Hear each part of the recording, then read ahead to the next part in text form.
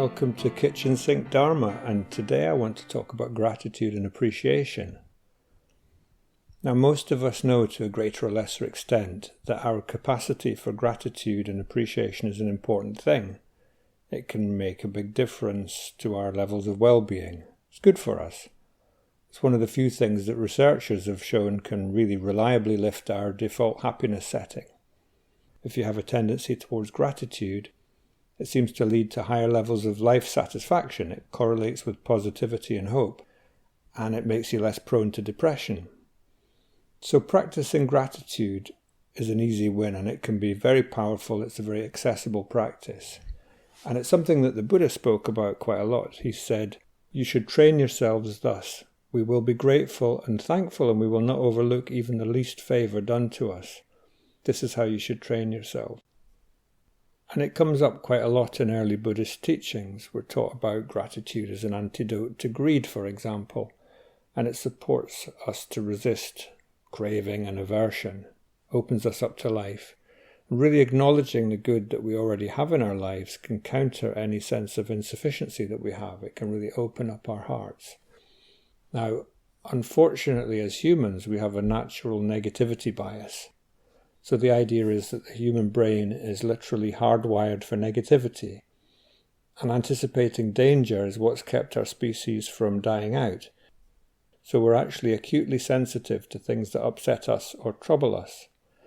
Now, we no longer have to contend with saber-toothed tigers. The world that we live in is not physically that dangerous.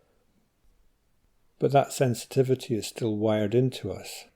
And things like criticism and conflict and challenges to our status or our health or our money worries and so on, anything that makes us feel insecure, we tend to focus on. We tend to focus on what we haven't got or what's going wrong for us. And we need something that can alleviate that tendency to lean towards things that make us feel stressed and unhappy. So, and another problem we have is that the mind very quickly starts to take things for granted. So we might have an awful lot of good things going for us, but most things just stop registering after a while if we don't actually consciously keep them in mind. If they're not shouting loud enough, they get drowned out by whatever drama it is that's going on in the moment. And so we cultivate gratitude. We practice it as a skill. And how we do it depends very much on what we find works for us. So some people have a very specific practice around this. Some people find it helpful to keep a gratitude diary and record their blessings on a daily basis. And there are studies that show it can make us more optimistic. That's not part of my practice, but I know some people have found that helpful. Might not work for everyone, there's other ways in. You can recruit a friend and practice gratitude together. Somebody told me recently that they and their friend text each other every day with reasons to be grateful. But it's anything that helps us to reflect on what we're thankful for, anything that brings to mind what's good in our lives. So for me, before a meal, I often pause for a moment and just appreciate everything and everyone that's brought this to my plate. And there's so many people I don't know and that I'll never meet that brought this food on my plate. So another practice you can have is to bring a particular person in your life to mind and ask yourself, what have I received from them? And you could also ask, what have I given to them? If you could make a list of everything and everyone that's benefited you, and everything for which you could justifiably feel grateful, how long a list would that be? I think there's always something that we can be grateful for. My car broke down last year in Germany and my trip was delayed for 2 days, and it was a pain, it was quite annoying. But the breakdown service was really good and I just got looked after. I got put up in a hotel and it was absolutely fine, and there was a great deal to be grateful for. So the teacher, Jack Cornfield, said, in certain temples that I've been to, there's actually a prayer that you make asking for difficulties. May I be given the appropriate difficulties so that my heart can truly open with compassion. And I can see the beauty in that practice. And of course we can be grateful for difficulties.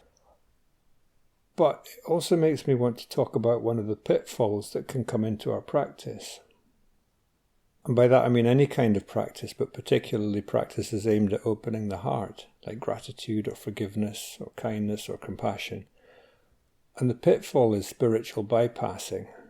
The spiritual bypassing is a term first coined by John Welwood, and it happens when we're not completely honest with ourselves, and it can often be quite subtle.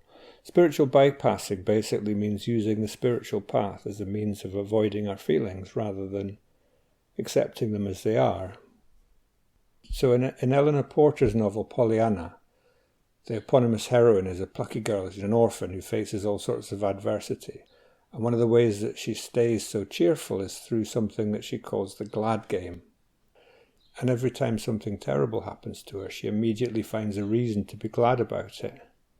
And the novel gave rise to the term Pollyannaish, or being a Pollyanna, meaning someone who's unreasonably positive and optimistic. Someone who's, against all logic and reason is excessively upbeat. And even though I think there's a lot to be said for being positive and upbeat, I don't think it's always helpful to be a Pollyanna. Because Pollyannaishness, if you could call it that, is not the same as equanimity.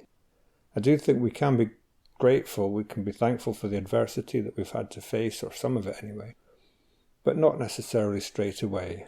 I think that to deny something is painful, and to go straight to a positive spin without really feeling what we're feeling, that could be spiritual bypassing. If we're really practicing opening up to all of the joy and all of the sorrow in the world, it's not necessarily helpful to go racing past whatever we find unpleasant, just telling ourselves, yeah, it's a good thing. We don't have to feel grateful all the time. Just like we don't have to feel appreciation in every waking moment, because the reality is that we don't. I think it's healthy to acknowledge if something is uncomfortable, rather than trying to force it into something that it isn't. One of the core practices in this tradition that we do is metta. In other words, meeting the world with friendliness.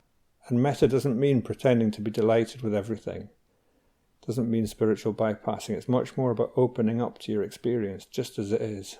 And that includes accepting that you have feelings. So we can still be committed to cultivating gratitude and appreciation without pretending to be happy about everything the moment it arises. And there's another pitfall I want to talk about that can come up specifically in meditation practice, and it's a misconception that everything on this path has to be austere, because it really doesn't. So just as we can open up to difficulty, we also open up to pleasure and enjoyment. And pleasure, including pleasure derived from the senses, is something regarded as being something to be avoided. But this is a mistake. It's a mistake to see it as a bad thing. It's not inevitably going to lead to craving. It's just part of the fabric of our experience. So an appreciative relationship is not a craving relationship. So a craving or grasping relationship is when you focus on your sense of lack. Cutting off from sensory appreciation isn't a solution to that sense of lack. The solution to craving isn't pushing away.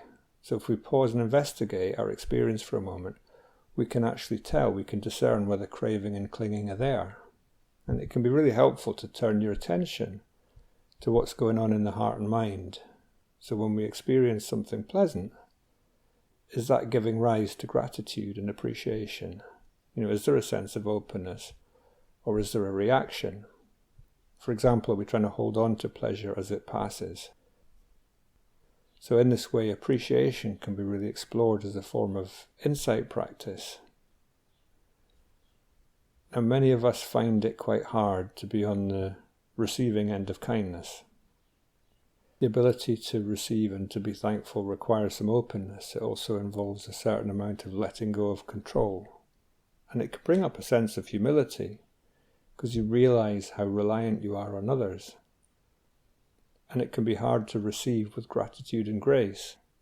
So gratitude as a practice, not just as an ideal, takes some work, and sometimes a bit of a push into places that are not so comfortable. For example, have you ever received a compliment and done everything within your power to dismiss it, to shut it down because it's uncomfortable to accept a compliment?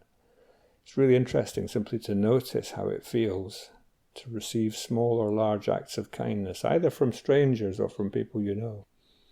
And if it feels embarrassing or uncomfortable, the question is, what's behind that? Is there some kind of threat to our sense of self? So one more thing I want to say.